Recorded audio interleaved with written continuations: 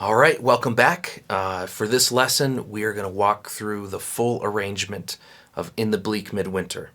And if you feel like you're struggling at this point or kind of feeling like it's starting to get a little bit more overwhelming, always feel free to go back and practice some of the material that we've gone through so far. And if it helps, put your headphones on with the backing tracks and just sort of immerse yourself in that for a little while. I always recommend, instead of thinking about practicing, an hour or 2 hours at the end of the week, chip away at things every day. I think muscle memory is really, really effective when you do things more routinely. So less amount of time, but more routinely. If you have 15 minutes a day to dedicate to it, or even just 5 to 10 minutes a day, as opposed to just doing it all on one day or at the end of the week, I find it more helpful. So make sure that as you're going through this, if you feel a little bit overwhelmed, just maybe, less chunks, do it a little bit more each day, spend some time on those other exercises, and then you can feel a little bit more comfort hopping into the full songs that we go through now. Okay, so here we are. We're going to do the melody. We're going to do the bass notes. We have some of those walking bass note parts that will come in and out here. And then we're also going to add some more of the slow strums.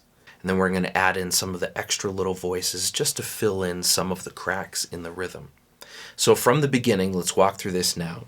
The very first measure is going to start with your third finger here on the 3rd fret, and we're just going to do that strum all the way through P-I-M-A. Your index, middle, and ring will be on the D, G, and B strings. So just like the previous exercise.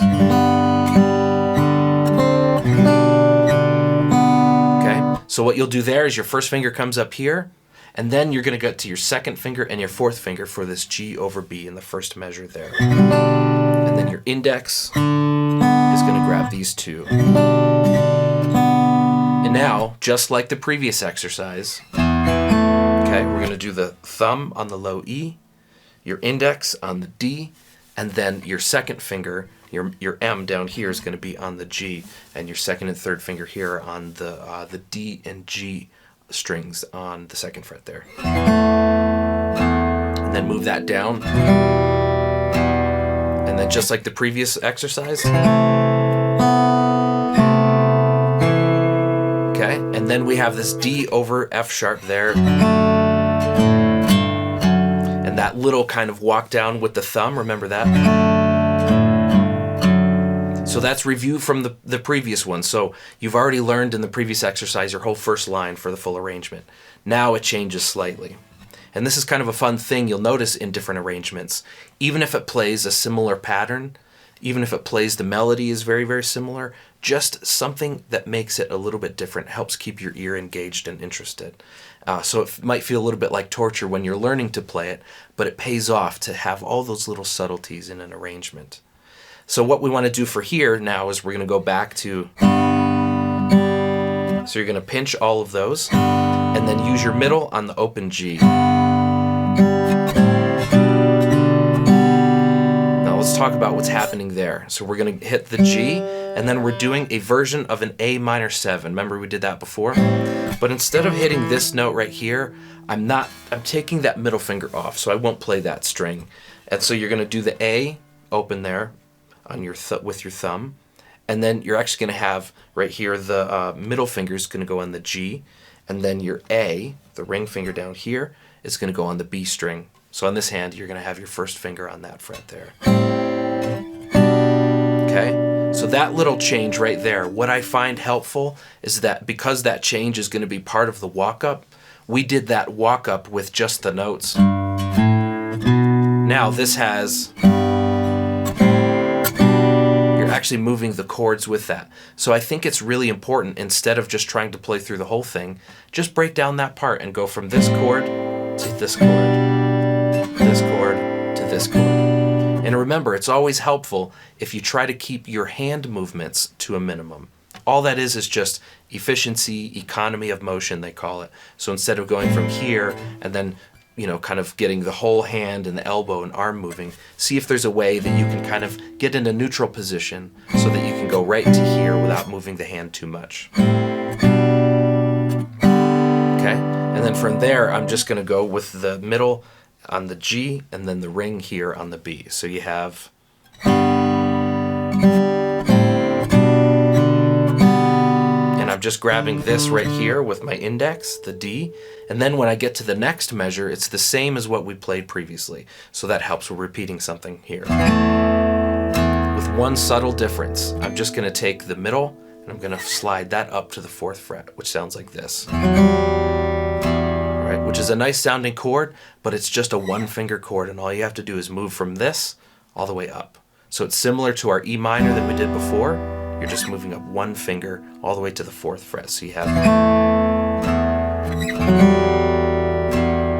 Okay, then we go back to this chord that we had previously. So the 3rd finger, the 1st and the 2nd on the A, D, and G. Right, and you can, again, at any point, if you want to play just the block or you want to do that sort of slow strum, it's all for taste and effect. So dial in to taste, whatever you want there. Okay, and then I'm going to go to, right, that's that D over F sharp, and then I'm going to a G, and this is the end of the A section here. Okay, again, we have this G, we're going to go the thumb, index, and middle, and then all I'm doing is actually taking the pinky over here, I'm going to grab the 3rd fret.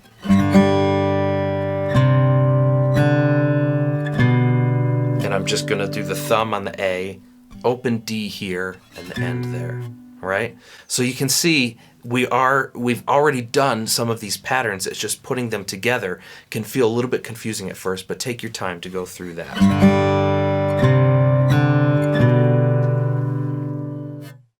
Now for the B section, this is similar to what we had done before. This one starts with this A minor 7 chord. So you have your 1st finger on the B, then you have your 2nd finger on the D. And we're going to slow strum through all of that. And I'm going to hit that low A again. Right? And that just emphasizes the melody with announcing the chord again. So we have... Then the next chord goes up to this. Remember we did that previously, that walk up sound, the bass notes walking up as well as the melody. Then we go to a C chord here. 1st finger is going to go on the 1st fret of the B. 3rd finger is already all the way down on the 3rd fret of the A. And then from there, your 2nd finger here is going to go to this E minor. So we have, and then hit the bass note again. Excellent. And then, remember we did this chord already, this sort of C add 9. And again, it's not as important you know the names, just the fret positions and the sound and the feel of it.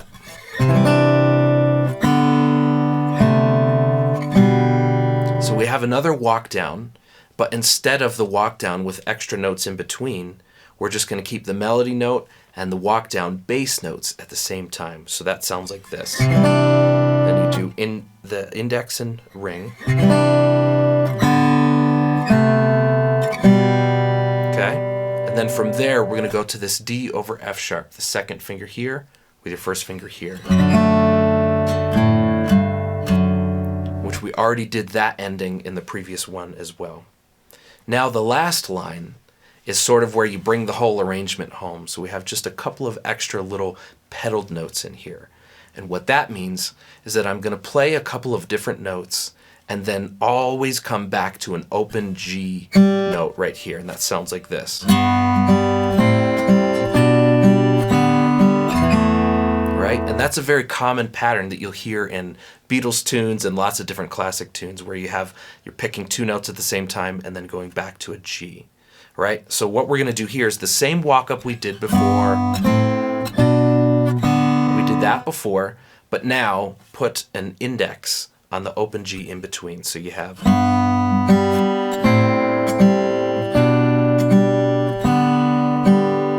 And then we go back to what we did before previously, this same measure with this the 2nd and 3rd finger on the D and G. Right? And then we have this same measure that we had before, and this wraps up the tune. You can do that slow strum or just as a block.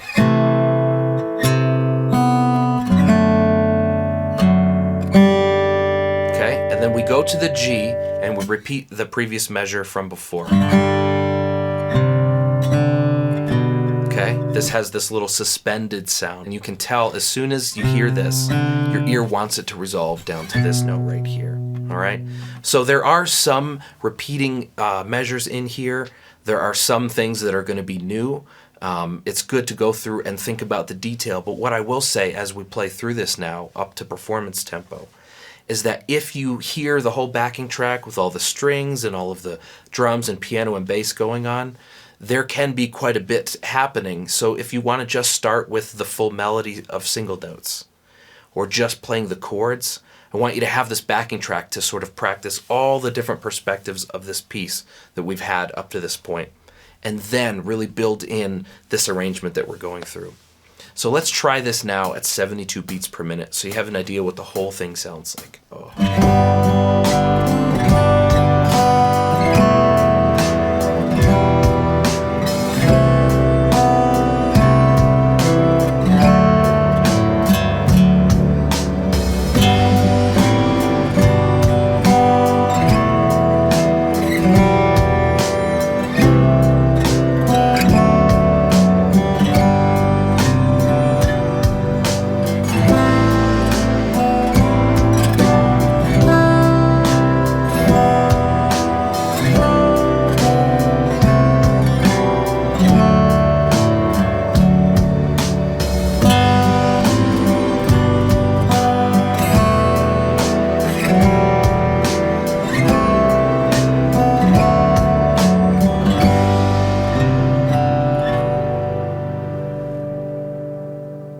Excellent. So as we practice this in the next scene together, just remember we're putting different fills in as a chord is sustaining.